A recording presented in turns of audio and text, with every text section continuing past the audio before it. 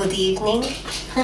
Forum always reminds me, back in Belarus 15 years ago, I was working as a teacher of the English language. If you hear the accent and like, how the fuck were you a teacher of the English language? That's because I moved to Lithuania and I inherited the Lithuanian accent through sucking Lithuanian dick of my husband. Now I sound like Nauseda. So, yeah. But yeah, every time I see very few members in the audience, and sends me back, in those times when you come to school and everybody's sick and there is only 5 people and the teacher says, we're not gonna have a lesson today, so we're gonna have some fun. So that's some perspective thing. I find it pretty positive. And anyway, make some noise if you enjoyed the holidays. Nice, my people. Okay, one Lithuanian. You don't need to feel the silences, it's not a porn set. 15 minutes. What? 15 minutes. 15 minutes? Yeah, 15 minutes. Okay, I don't know what that means, except for 15 minutes Tashka Salte, yeah, my holidays were pretty hard. Today is actually my Christmas. Because I am from Belarus, we are orthodox, but Lithuania made sure through history to remove all the trees yesterday. Like, we're not gonna have you have Christmas fun, you Russian bastard. Holidays were pretty hard for me because I had to spend Christmas with my family-in-law, the Lithuanians. My husband took me to the village where he comes from. It explained a lot of his mental illness. I was spending time with them and I had a panic attack at the Christmas table. Make some noise if you understand what a panic attack is. Oh, okay, girls, I'm very sorry, very sorry, that's the girls. But yeah, so I'm having a panic attack because there is too much fish on the table, because they don't serve anything on a Christmas Eve except for the fish, for whatever religious nonsense they're going through. And there is so much fish, I get so scared because I'm scared of fish. They are scary because they shit where they live, and we shit where they live. We also shit where we live, technically, and then you have kids and they shit when you try to eat, for example. That's how, I'm an oldest sister, so my siblings were shitting through all my teenage years next to me eating. And once you see the underbelly of raising kids, it's the same as you open eyes while blowing the dick of the man you allegedly love, and you see the underbelly, you just don't want to do this shit anymore. So, I'm sitting there at the Christmas table looking at the grandma and thinking, I just don't want to suck dick right now, and I'm crying, and that's a short story why I'm back on medication.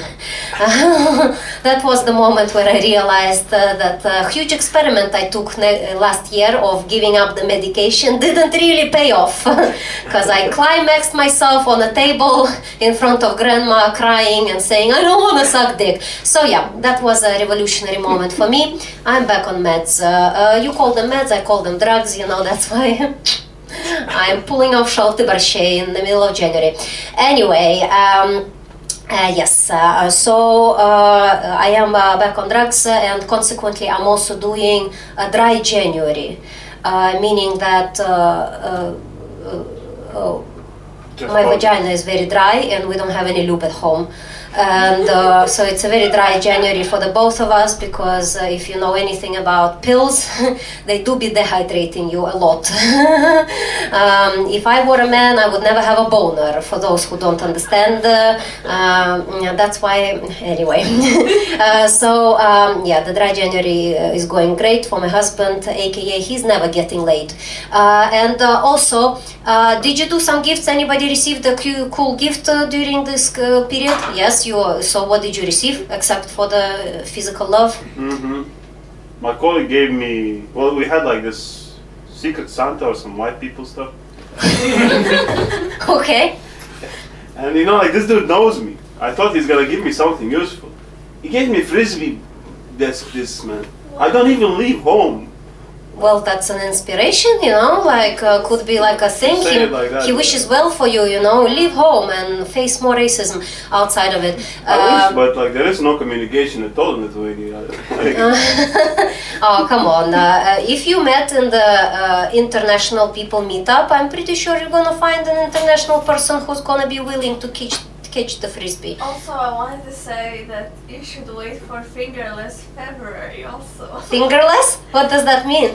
If it's not November, so it's fingerless February. Okay. I don't use my fingers, so for me it doesn't make a difference. When you're on medication, I don't have the needs anymore. My only need is not to hang on a tree. So that's me. But yeah, so we did the gifts with my husband, but I am a full-time comedian, aka I'm unemployed. So the only gift I could give my husband was my body. But they say that the shortest way to a man's heart lies through the stomach. Well, I don't cook, I don't have enough estrogen for that, but in a way, to speak the youngsters' language, I did cook by dressing up as shalty-borshche. Shalty-borshche is the pink soup, not like this, but that was inspired by the gift I gave to my husband, so I just put like egg halves on my titties, some burokeliu pieces on my pubic area, I put agurkos on my navel, and for the main act, I bent over and delivered a hot potato. That was the shortest sex we ever had because he came instantly, at the sight of the hot potato. They say the shortest way to a man's stomach is through with the cooking, but the shortest way to a man's Lithuanian penis is through potato presentation. So that's what I learned, and I myself have also not only panic. Last year I counted I had 437 panic attacks, through the year. That's more attacks than shark attacks, lightning striking people, and which attacks are there, and bear attacks. So I don't know how I am still alive, but I'm running on adrenaline the same way that the adrenaline junkie is running adrenaline jumping off the roof with a parachute. I'm having the same adrenaline rush trying to take a shit. So I think we can learn from each other to save some money on the parachute, I should write a book how to induce adrenaline on a toilet. I'm very good at it. And I also, on top of everything, have anger issues. Make some noise if you relate to anger issues. Nobody? Me? Good what? She's like you. Aw. I'm the most chill individual in the world. What do you mean? Do you have some stories about him being angry? I hope not. Okay, maybe he's just passionate, I have anger a lot, and for me anger feels very raw. It's like having sex without the condom, but with syphilis. And you know that somebody's gonna get hurt, and it's gonna be me, Okay. Good thing it's tomorrow. Oh, what? Good thing it's tomorrow. Good thing it's tomorrow, not the syphilis. It stays forever with you unless you take some medication, allegedly. I don't know. Anyway, it's a very raw feeling, and I was talking with my therapist about it, and he said every time you feel the anger coming, you should do the sit-ups. So now I'm doing groceries, standing in the line in Maxima and just, doing my sit-ups because I cannot do this anymore. And the other day we were standing in a line with my husband, and there were kids in front of us because we live by the school, and it's pretty annoying, the kids. And I look at my husband and I ask him, for how much would you go and kick a kid? And before I could give any answer, any number, he already went ahead and kicked one, and he shouted, "This is Sparta." I had very mixed feelings. First I thought, oh my god, I love him so much, because nothing unites a relationship than this shared hatred for the kids in Maxima. And also I realized maybe I'm not doing that bad. Maybe I'm just feeling like a regular Lithuanian man. No? Do you relate? No? You don't want to kick kids? How old are you? How old are you? How? 26. Not a man yet, I guess, but that's okay. It's gonna hit you eventually, the ball drop. Anyway, so that was great. And my husband, I know he loves me because he knows me a little bit. might not make me come, but he knows some things. So his gift to me was boxing gloves. To express all that anger, and it's the second best gift you can give to an angry girlfriend. First being is a violent deep throating performed on her, but it's pretty empowering. When you put the gloves on, if you ever tried, you just you feel empowered. You just want to kick the shit out of the husband or whoever is in proximity, not only the kids and Maxima.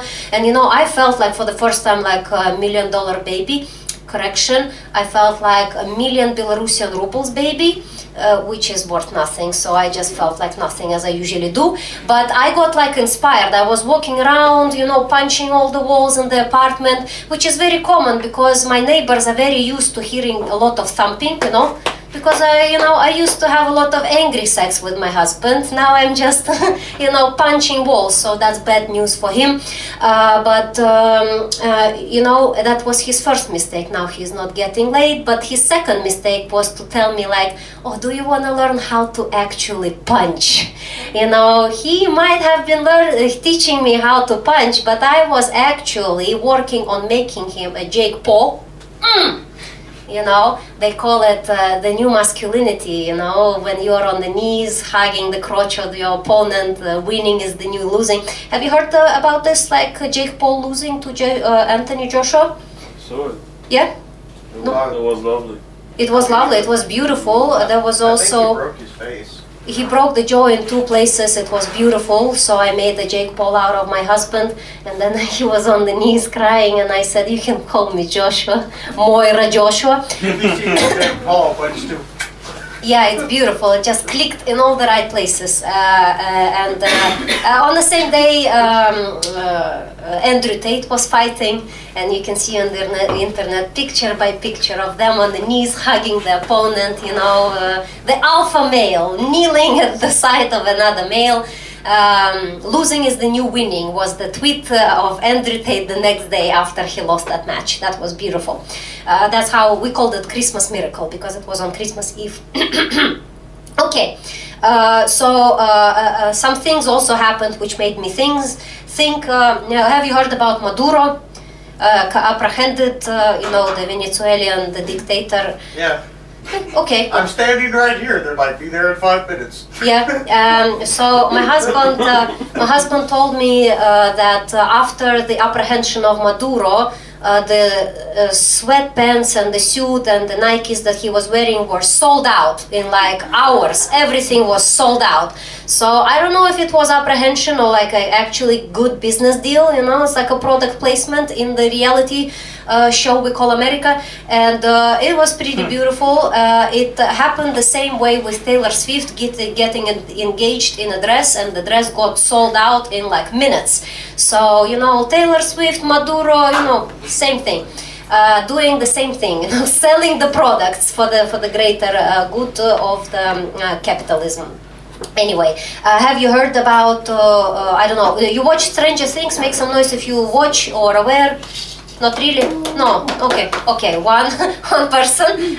So finally, 9 years in, and they released the final episode of the 5th season. What is so special about it is because it took 9 years to make five seasons. So finally the episode came out, and people are freaking out, whatever. But you're aware of what's happening in the show?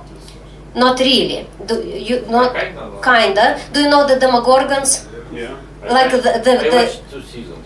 Okay, so this monsters that open the face up, so you a little bit aware. So I know that the phone is always listening, because once I watched the last episode of it, the next day I open Facebook and there's all kinds of interviews about Stranger Things offered to me on my Facebook. So against my will, I saw an interview where the guy was saying Stranger Things are so special because we kind of grew up together with them, and everybody has nostalgic feeling because they remember what was happening to them when they watched season 1, season 2, and it made me thinking what was happening to me in 2016 and 17 when I was watching the first season. Well, I was working in the depth of authentic Lithuanian culture called strip club. And I remember, stripping is very similar to fireman work, because there is always a siren. When the men come in, we hear a siren going on, and we need to do the same thing that firemen do. It's just they usually climb down the pole. We need to climb up the pole. They put the clothes on. We put the clothes off. It's very, very similar to firemen.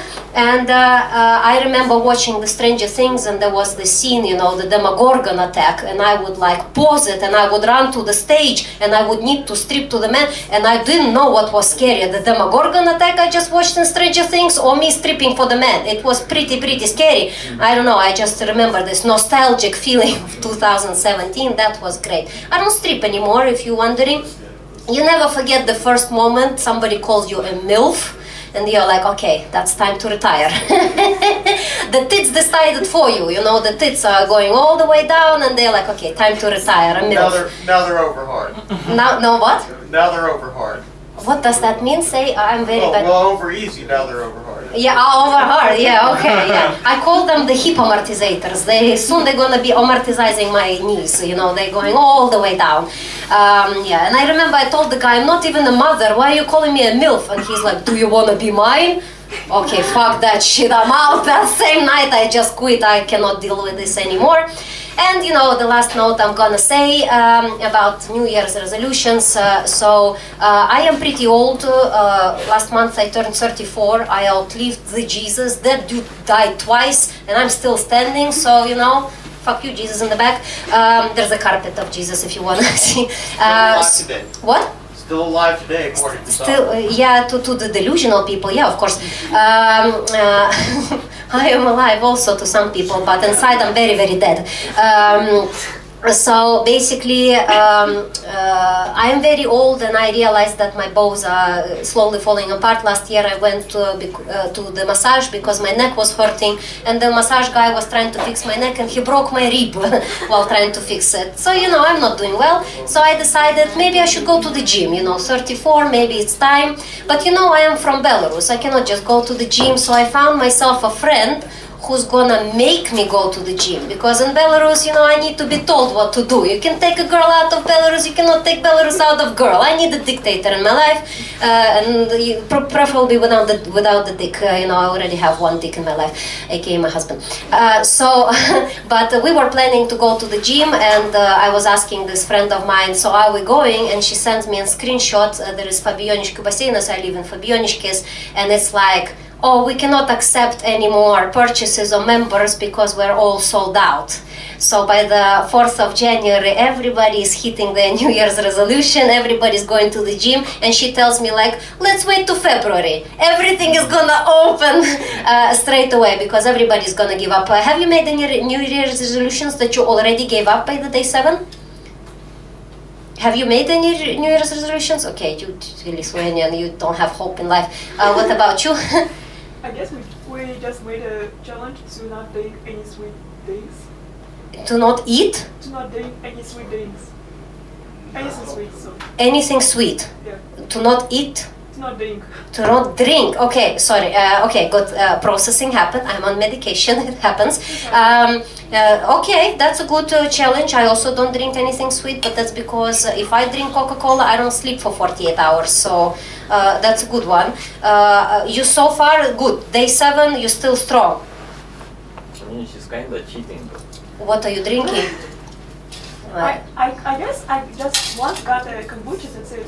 Oh, okay, but that's just cocktail. It's not really. No, it's like same sugar as like in Coca-Cola. Okay, but you can drink Coca-Cola Zero. Recently I learned that actually zero sugar drinks are same hydrating power as water, so it doesn't really sugarize you that much. But in any way, what about you? Anybody gave up on the New Year's resolution already?